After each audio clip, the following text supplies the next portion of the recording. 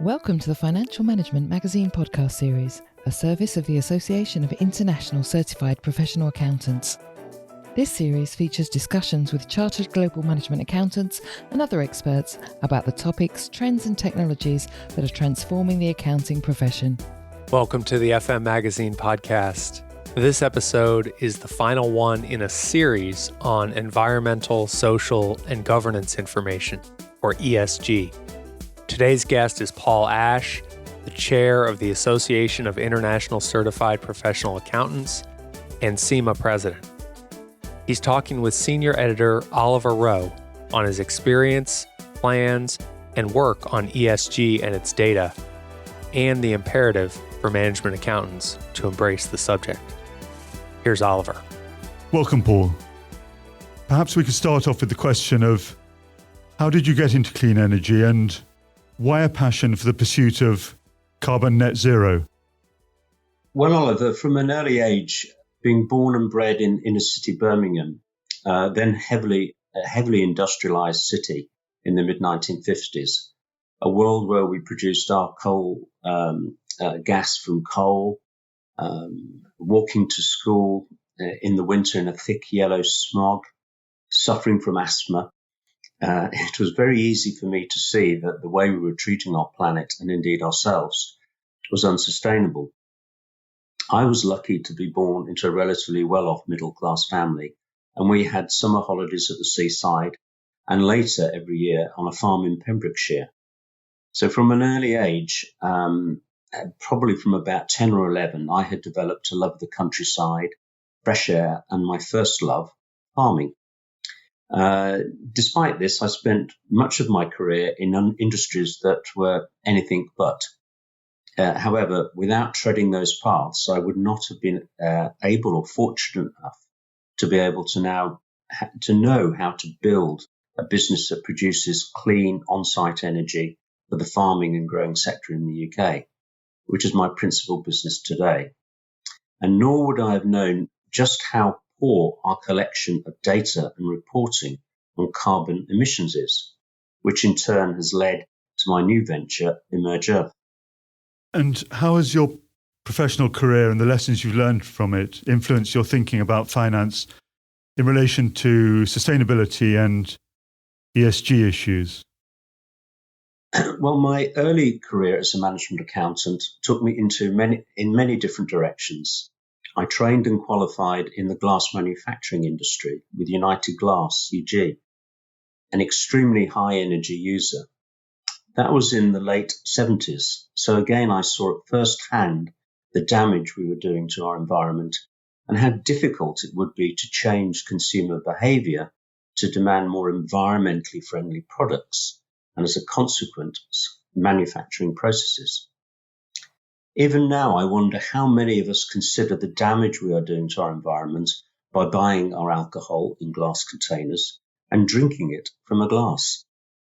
At UG, we were the first to introduce recycled glass, but the process of removing the impurities from recycled glass involves heating it even more than you need to heat the base raw materials.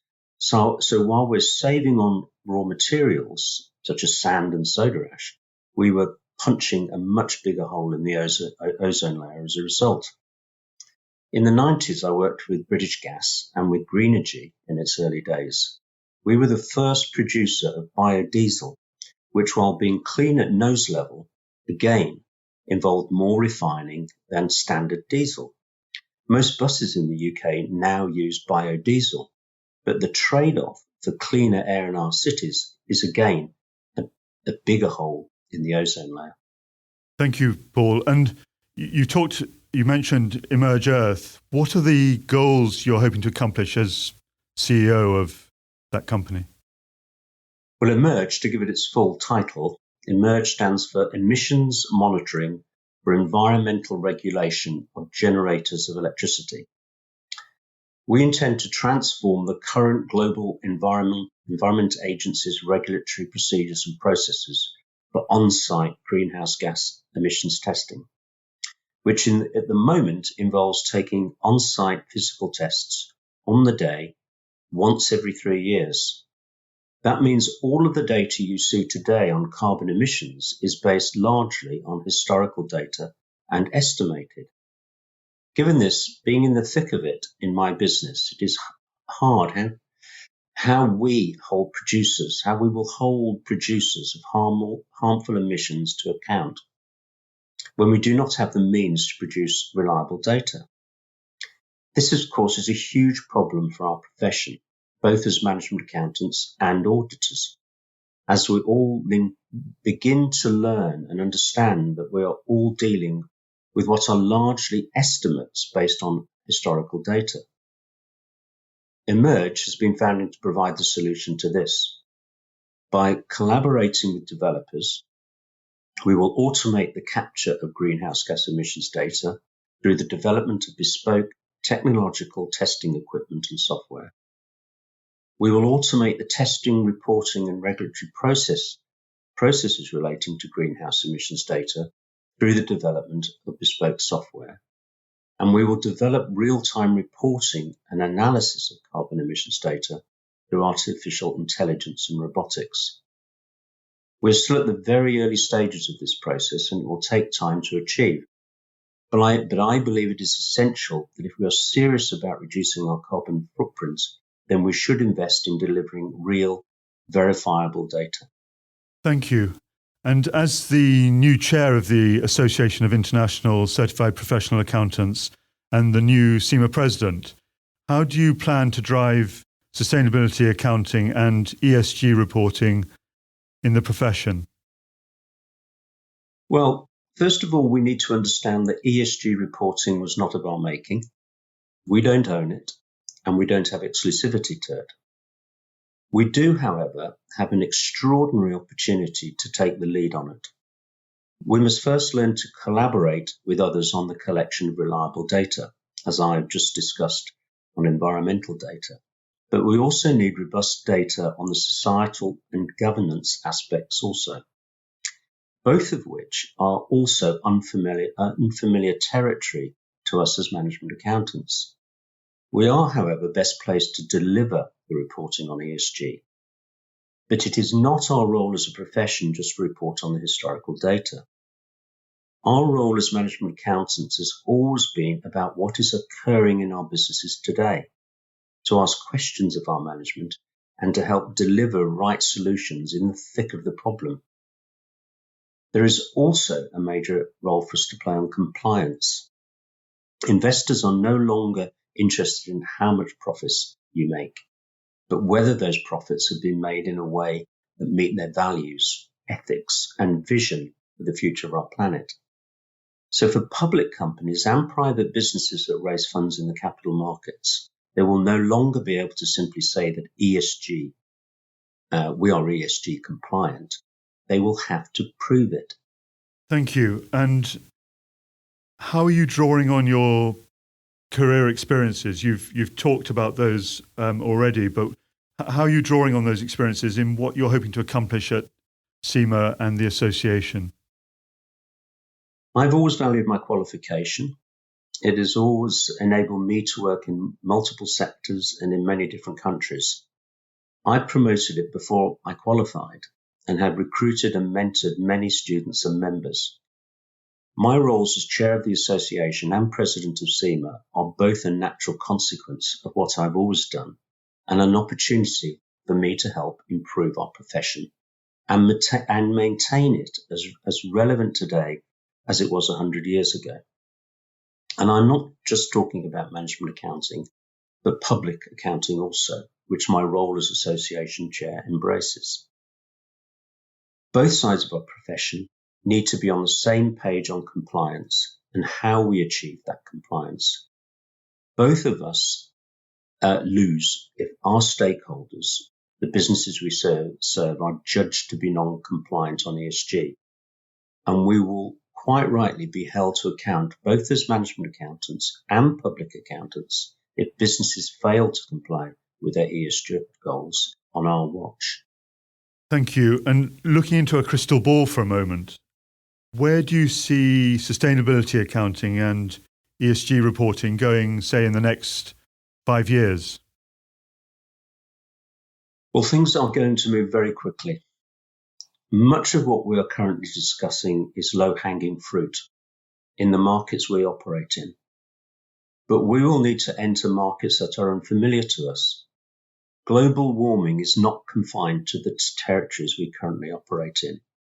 We must follow up and secure our presence and influence in China, and be prepared to enter Russia and South America also. With regard to the production of energy, we also need to have an open mind. We lose more than 40% of the electricity we generate by producing it centrally and distributing it on a wide basis, compared to producing it where it is needed, which is what my business does. We need to embrace clean coal technology. We still have a lot of coal on the planet, and it remains the most efficient, high-impact source of producing electricity. Just hold your hand over a lighted gas flame or oil flame, then put it over a piece of burning coal, and you'll see why. We have the means to burn it safely and cleanly. Nuclear energy is another source where we can do more to improve its use and dispose of the waste materials cleanly. We can also use nuclear safely for on-site production of electricity by installing micronuclear plants to produce the energy where it is required rather than several hundred miles away. These are the things, just a few things that I think that we need to embrace as a profession and promote. And within that development, what do you see as the role for management accountants and finance leaders and finance teams? Well, management accountants have always been at the centre of the action on any business. And I'm highly confident that will continue to be the case. But as I said earlier, we need to learn to collaborate more. For example, with engineers and architects to ensure that our built environment is wholly compliant with the business's ESG goals. The pandemic has also taught us much about how well we treat our workforce. We now question whether asking most of our employees to commute every day and work all day in an office is right. But we must also question whether it is most efficient and even sustainable for our workforce to work from in what are by and large far from ideal environments, whether it is the chair, desk, table you sit at, the natural light you work in, and so on. And the impact on the mental health of the workforce by asking them to work in isolation, even if in front of a Zoom screen on an everyday basis. And that is as much our responsibility as reporting on the financial results. Again, external stakeholders, customers, suppliers, and investors will all be concerned more about how you make your profits in future, not just how much.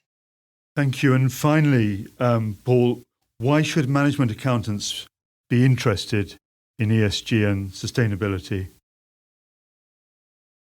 Well, Oliver, I don't think that they have an option really, because there isn't an opt-out clause on ESG. Whether we like it or not, ESG already defines us and our profession in so many ways. And we need to ensure that our learning provider partners also understand how important ESG is and how important it is to be entirely integral to a student's learning and understanding of what their future role will be as a management accountant. Thank you. Thank you, Paul. Thank you for sharing your experience, your plans, and your insights. My pleasure.